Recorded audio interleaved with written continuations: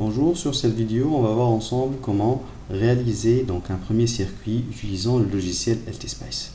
Donc tout d'abord, on va commencer par appuyer sur ce bouton-là pour créer un nouveau schématique. Et après, on va utiliser les différents boutons. Je vais vous parler un peu des raccourcis. Donc pour trouver les raccourcis, on peut aller ou bien sur ce menu-là. Vous avez ici, par exemple, pour le texte, c'est la lettre T, pour le résisteur, c'est R, etc. Pour les composants, c'est F2. Pour le traçage, on va utiliser F3. Voilà, pour le ground, c'est G, et ainsi de suite. Donc, vous avez ici les différents raccourcis qu'on pourra utiliser par la suite. Donc, on va commencer tout d'abord par créer un premier schéma simple. Donc, on va créer un montage suiveur utilisant un amplificateur opérationnel. Donc on va commencer par appuyer sur ce bouton ou bien sur F2 et puis on va chercher voltage. Donc là, voltage, il va nous permettre de préparer les différentes sources qu'on va utiliser. Donc on va préparer deux sources pour l'alimentation de l'amplificateur et une troisième par la suite. Donc on va appuyer sur V par exemple ici, c'est pour l'entrée de notre amplificateur. Donc là on a besoin d'un ground, donc on peut appuyer sur G ou bien sur ce bouton là, voilà. Donc là on a placé nos sources, la terre ou bien la masse. Donc là je vais ajouter une autre masse ici.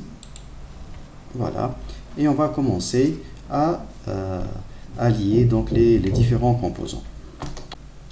Donc avant de faire les liaisons, on va rajouter des labels ici. Donc on va préparer le plus VCC.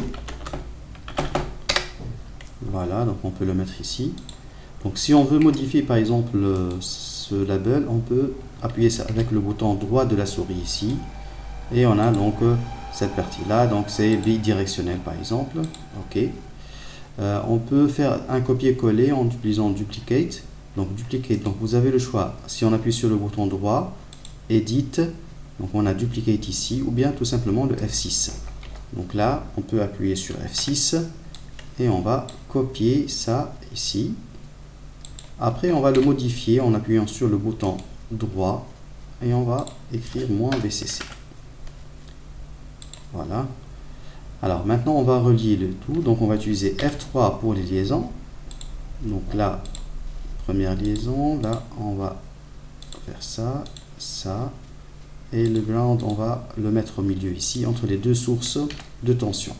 Alors les deux sources sont en série. Et on va donner 15 volts ici et 15 volts là. Donc là j'ai appuyé sur le bouton droit pour avoir les paramètres ici. Donc on a le plus VCC et le moins VCC, donc ce sera plus 15 ici et moins 15 ici. On va vérifier ça par la suite lors de la simulation. Alors pour cette source là, ce sera une source sinusoïdale, donc on va appuyer sur les paramètres et on va appuyer sur Advanced ici. On va choisir Sin.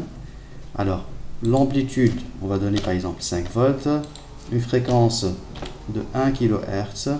Donc pour le reste, je vais laisser par défaut. Voilà, donc on a préparé maintenant les différentes sources. On va rajouter maintenant notre amplificateur. Donc on va appuyer sur F2 ou bien sur ce bouton là. Et on va écrire hop, amp. Donc là, on a plusieurs amplificateurs opérationnels. Donc on va choisir le premier. Donc c'est un modèle qui est très proche de l'idéal. Et on va donc le mettre ici. On appuie sur échappe par la suite et on va copier le plus VCC ici dans le plus. Donc pour ceci, on va utiliser ici le duplicate, donc le F6. Donc on va appuyer sur F6. On va sélectionner ceci, on va le mettre dans le plus. On va faire la même chose ici pour le moins. Et voilà. Maintenant, on va relier, on appuie sur échappe et on va utiliser F3. Pour relier l'entrée inverseuse à la sortie, voilà, et puis l'entrée non inverseuse à notre source de tension sinusoïdale. Voilà. Donc maintenant, on va, une fois que tout est prêt, on va lancer la simulation. Donc on va appuyer sur ce bouton-là. On va choisir le stop time. Donc le stop time, c'est le temps d'arrêt de la simulation. Donc ici, on a une fréquence d'1 kHz, donc une période d'1 milliseconde. Donc on va mettre 5 millisecondes. Donc ça suffit pour notre courbe. Et puis le time step, c'est-à-dire c'est le temps d'échantillonnage. Donc ici, la période d'échantillonnage, donc on va utiliser 0,01 millisecondes par exemple.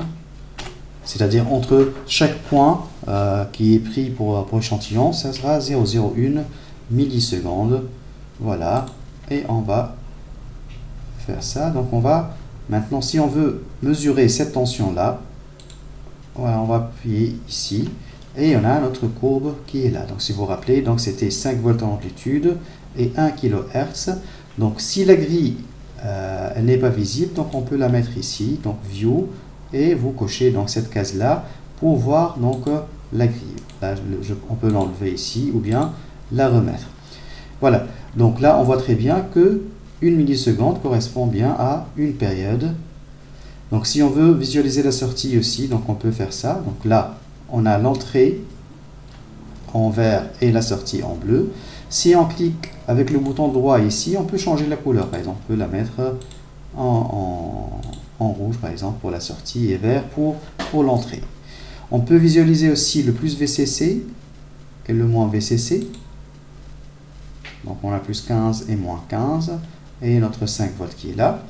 On peut utiliser les curseurs pour faire des mesures. Par exemple, là, pour la courbe en rouge, il y a directement un curseur donc, qui va nous donner ici, qui peut suivre les points. Par exemple, ce point-là, il correspond à peu près donc, 5 volts en amplitude, vous voyez ici, et puis 2,24 millisecondes ici. Donc on peut varier donc, les différents points ici, voilà. Si on veut un deuxième curseur, on peut cliquer avec le bouton droit et utiliser le second curseur ici. Donc là, on a un second curseur qu'on peut utiliser pour faire des mesures. Par exemple, pour le deuxième curseur, c'est toujours plus 15 volts, vu que c'est relié à la courbe plus VCC. Et c'est le temps qui change, donc c'est 2,7 ici. Là, donc ça a 3 par exemple, millisecondes. On a en bas la différence entre les deux curseurs. Donc la différence horizontale, c'est-à-dire pour le temps, et verticale pour les amplitudes. Et puis la fréquence et le slope, etc.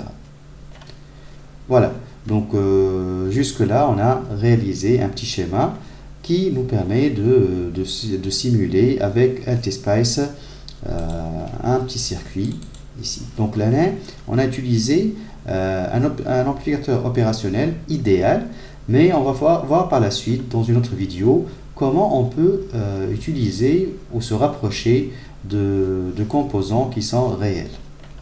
Merci pour votre attention.